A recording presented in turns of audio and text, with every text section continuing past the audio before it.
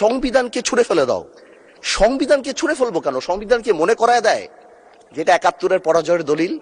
জনগণ যদি ৭০% ভোট অবশ্যই গণভোটে দিয়েছে, জনগণ কিন্তু সংবিধান পরিবর্তন করার জন্য ৫১% ভোট আমাদেরও দিয়েছে।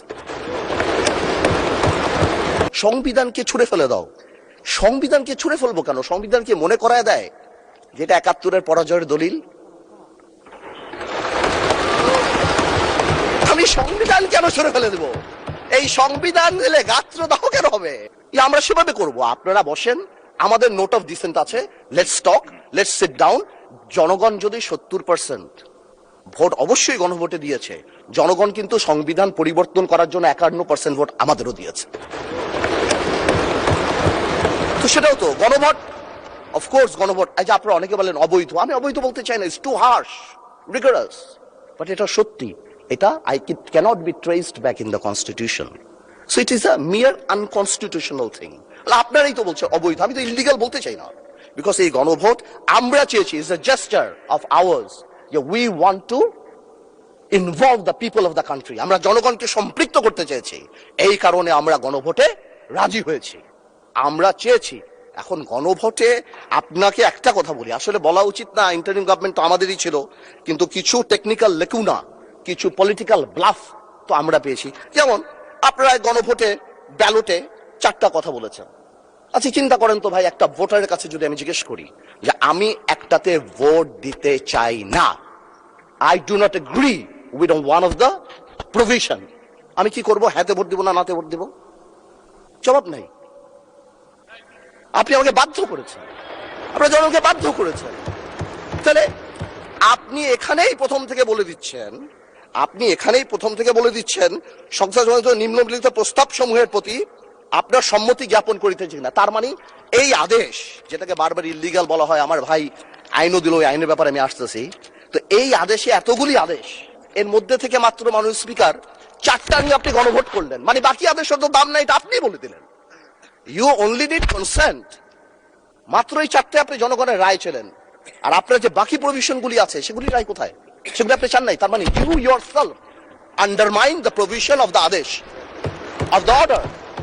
তাহলে আপনি সবই আনতেন, আপনি লাস্টে, এই গণভোটের লাস্টে আপনি লিখে দিতেন যে আমরা জুলাই সনদ যেভাবে এমবেডেড করব, যেভাবে আমরা অন্তর্ভুক্ত করব, এই আবেগ যদি আমাদের মাননীয় স্বরাষ্ট্রমন্ত্রী শুধু আর একমাত্র বলেছে যে আবেগের জায়গা না, এতেই একদম ধ্বংস করে দিয়েছে বাংলাদেশের সোশ্যাল মিডিয়া যা আছে। তো আমি তো একটু আবেগ দেখাতেই পারবো মাননীয় স্পিকার। তো এনিওয়েজ, আমি coming back to the point, 4টা প্রভিশন যে দেয়া আছে গণভোটে মাননীয় speaker, if you carefully go through peruse it, এখানে আরেকটা দিয়ে দিলেই পারতো যে এই সকল পরিবর্তন, জুলাই সনদের সকল পরিবর্তন আনা হবে এই সংবিধান সংস্কার কি বলে পরিষদ গঠনের মাধ্যমে। তাহলে তো পারপোস হতো। তো সেটা আপনি করেন নাই। যখনই আপনি এইটা ভোটে ফেলেন নাই, তার মানে there is option then I can overlook it and uphold the constitution of the country. এই রেভলিউশনকে আমরা শ্রদ্ধা করি। 17 বছর আমরা কষ্ট করেছি, এখানে আমার ভাইয়েরা অনেক বেশি কষ্ট করেছে। আমরা জেলে গিয়েছি, আন্দোলনে ছিলাম, 20 দলে ছিলাম, 4 দলে ছিলাম, অনেক আগে থেকে। আমরা চাই না, কিন্তু এই যে একটা প্রক্রিয়া, সংবিধানকে ছুঁড়ে ফেলে দাও, সংবিধানকে ছুঁড়ে ফেলে দাও। সংবিধানকে ছুঁড়ে ফেলবো কেন? সংবিধানকে মনে করায় দেয় যেটা ৭১-এর পরাজয়ের দলিল। আমি সংবিধান কেন ছুঁড়ে ফেলে দেব? এই সংবিধান দিলে গাত্রদাহ কেন হবে? এত গায়ে লাগবে কেন? If I don't like it, there are relevant provisions within the constitution যে আমি পরিবর্তন করতে পারি। আমার দরকার কি যে আমি এটাকে ছুঁড়ে ফেলে দেব? মাননীয় স্পিকার আজান দিচ্ছে, should I come back? মাননীয় সদস্য আপনি শেষ করেন, তারপর বিরতি দেব। আমি শেষ করি। তো আমি সেটাই বলছি, আমি আরো অনেক টেকনিক্যালিটিতে যেতে পারতাম, আইনে যেতে পারতাম। আই এম শিওর আমাদের সম্মানিত সদস্য আইনমন্ত্রী সাহেব আছেন, উনি কথা বলবেন।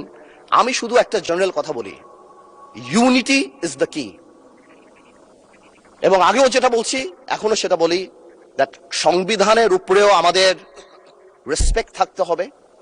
At the same time, we must find out a way so that we can uplift the spirit of July. এবং এই কাজ আমাদের, to see between the lines, to draw between the lines, to balance between the lines. আমরা politician, এটা আমরা করব, কিন্তু কোনোভাবেও আমাদেরকে লগর সেটে ফেলে জুলাইয়ের বিরুদ্ধে অবস্থান যদি নিতে যান, তাহলে আপনারা কোনোদিন সাকসেসফুল হবেন না।